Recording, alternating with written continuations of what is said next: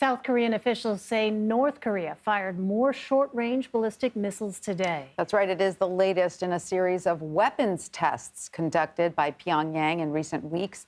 Officials say 2 missiles were launched into the sea from North Korea's east coast this morning.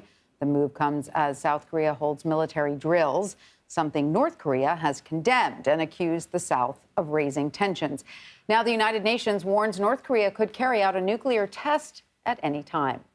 For more, let's bring in CBS News security correspondent David Martin, who joins us from the Pentagon. Hi, David. Thanks for being with us. So what does it mean for North Korea and overall stability in the region if Pyongyang begins nuclear tests?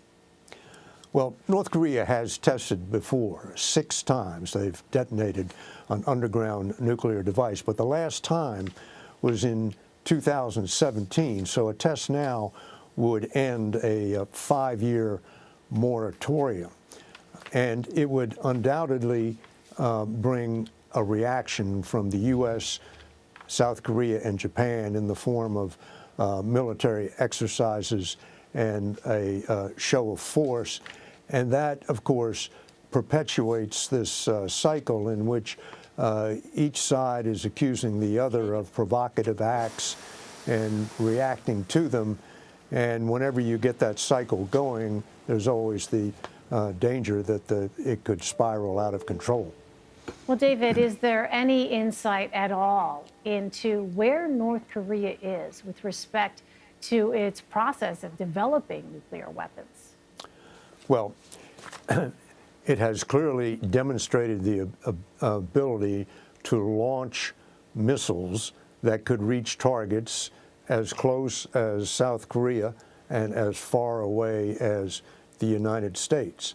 And it has clearly demonstrated the capability to detonate a nuclear device.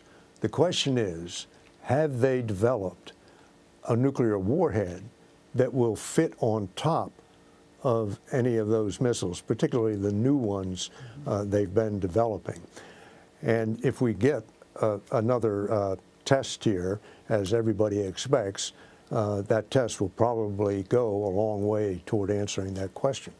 And David, we do know that Washington has warned Pyongyang in the past that the use of nuclear weapons against the U.S. or its allies will essentially end the regime, end the North Korean regime. But do we have any more details about exactly what moves the U.S. would take?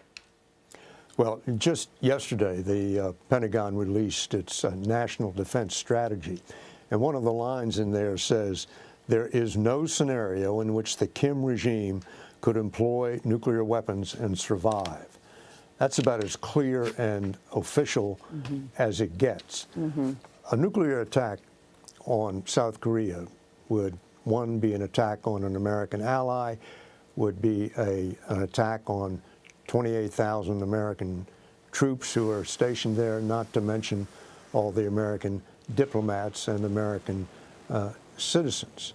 So the U.S. would respond. It has overwhelming military advantage over North Korea. So an attack would be suicidal for Kim Jong-un, because the first thing the U.S. would do would be to go after all the leadership targets it has been able to identify in North Korea. Now, Kim undoubtedly has a deeply buried bunker he can hide in, but he very quickly would lose control of his ability to rule his country. All right, David Martin at the Pentagon for us. David, thank you. Sure thing.